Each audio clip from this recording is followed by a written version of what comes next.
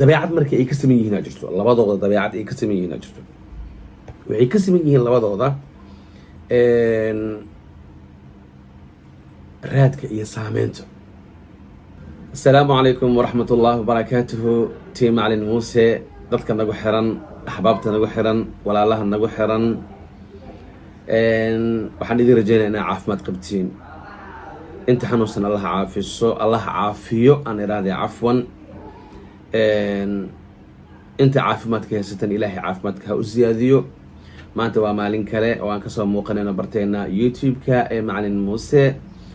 haddii ay markaan adigu aada muuqaalkan uu markii kugu horeeyey oo ay tahay oo uu kusoo gaarayo, fadlan si xushmad leh waxaan kaga codsanayna inaad subscribe-ta noo saarto, aad ka mid noqoto tiimkeenna, gabaleelkana furato si mar walba uu kugu soo dhaco notificationka ama muuqaal markaan soo dhignaba si lagula wadaago oo lagugu soo diro. maanta ma ka jawaabayo su-aalo, maanta ma ka hadlaya baabka riyada. maanta hal qodob oo aada muhiim u ah, dadkana muhiim u ah, adigan i daawanayana muhiim ku ah ayaan maanta kula wadaagayaa. waa isha iyo xasadka. mowduuca titleka maanta waxa uu ku saabsan yahay isha iyo xasadka iyo farqiga u dhexeeyo. maxaa farqiga u dhexeeyo? dadka caamada intooda badan ma yaqaanaan farqiga u dhexeeyo isha iyo xasadka. maanta waxaan ku baran doonaa 10 daqiiqo ee nagu soo fooda leh farqiga u dhexeeyo alcayn walxasad.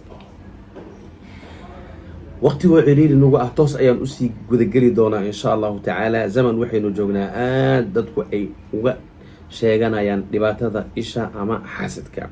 saas daraaddeeda marka isha iyo xasadka farqiga u dhexeeyo waxa uu noqonayaa xasadka ayaa acama min alcaa'in. u fiirso, way kala xag jirsan yihiin. alcayn markii lagu yidhaahdo iyo alxasad markii lagu yidhaahdo waxaa caam sii ah oo cumuum ah xaasidka. ilaahi subxaana wa tacaala qur-aanka wuxuu ku yiri wamin shari xaasidin idaa xasad.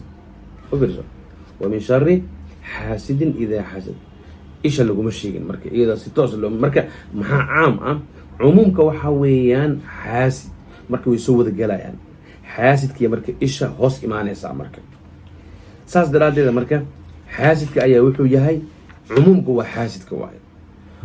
xaasidku waa kuma marka? xaasid waxaa la yidhaahdaa waa qof xaaqid ah.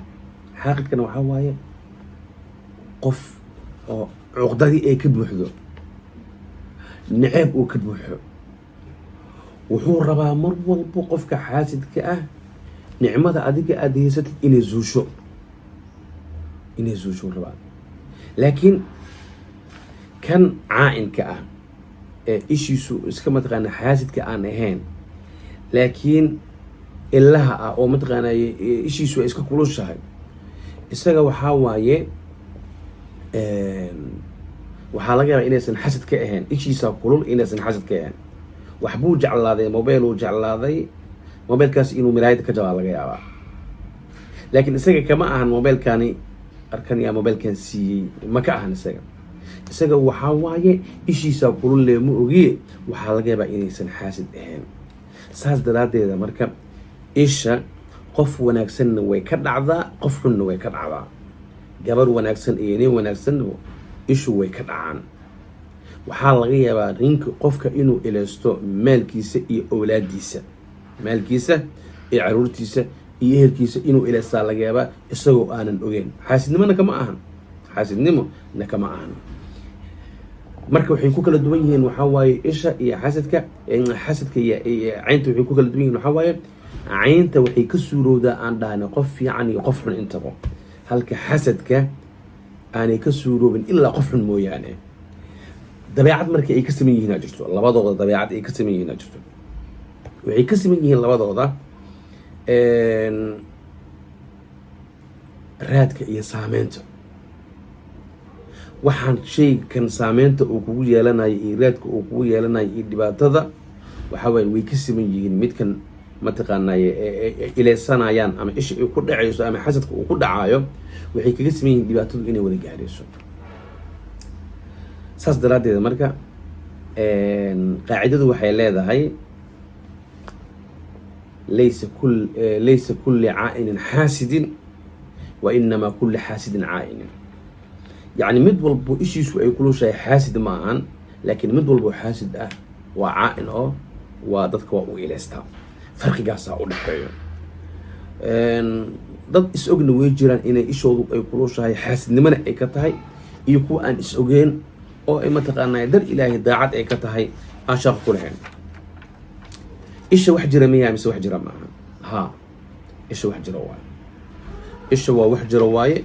إلهي سبحانه وتعالى أيان القرآن كوشيجي سنة النبي لو شيجي عليه الصلاة والسلام وحاكمت آية القرآن كأيده يسوع وقال يا بني لا تدخلوا من باب واحد وادخلوا من أبواب متفرقة.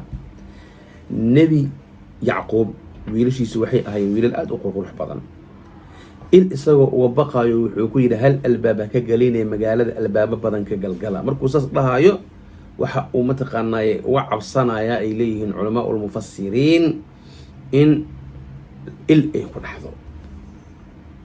waxaa kaloo daliil u ah qur-aanka ku sugan inay ishu xaq ay tahay ee wax jirta ay tahay wa in yakaadu aladiina kafaruu layusliquunaka biabsaarihim. gaaladu waxay sigaayaan mataqaanaaye inay ishoodu ay kugu dhibaateeyaan kugu taagtaagaan layusliquunaka ay layunfiduunaka. macnaha nafid inay kugu samay ishay kugu taagtaagayaan kugu ilaysanayaan yuciinuunaka. ma fahmaysaa? ishooday kugu ilaysanayaan isku diyayaan.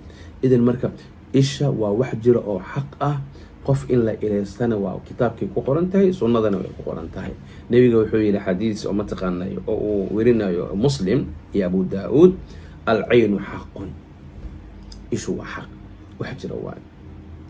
استعيذوا بالله من العين فإن العين حق حديث جروان.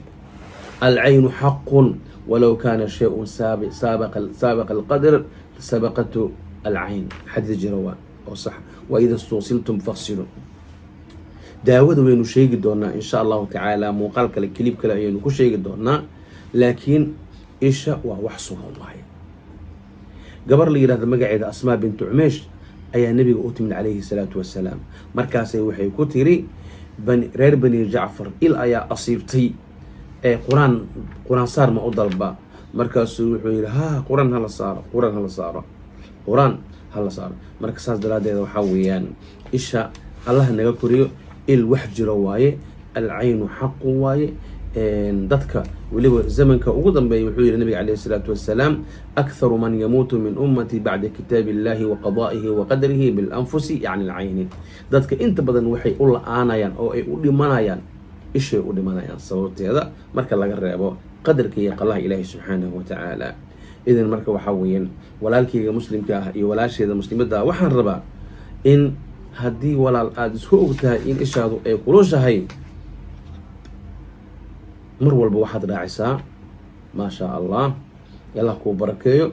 u duceey walaalka muslimka, u duceey walaashaada muslimadda. sidaasaa la doonaya in walaalkaaga loo duceeyo, walaashaada loo duceeya la doonaya insha allahu tacaala. daawada maxaan isku daweyn karaa, sideen isku daweyn karaa? insha allah muuqaalka xigaan kaga soo hadli doonaa maadaama muuqaalada haddii la dheereeyo dadku ay ka caajisayaan. laakiin waxaan isku dayeynaa inaan soo gaagaabin insha allahu tacaala. wajazaakum allahu khayran aljaza. wassalaamu calaykum waraxmat ullahi wabarakaatu.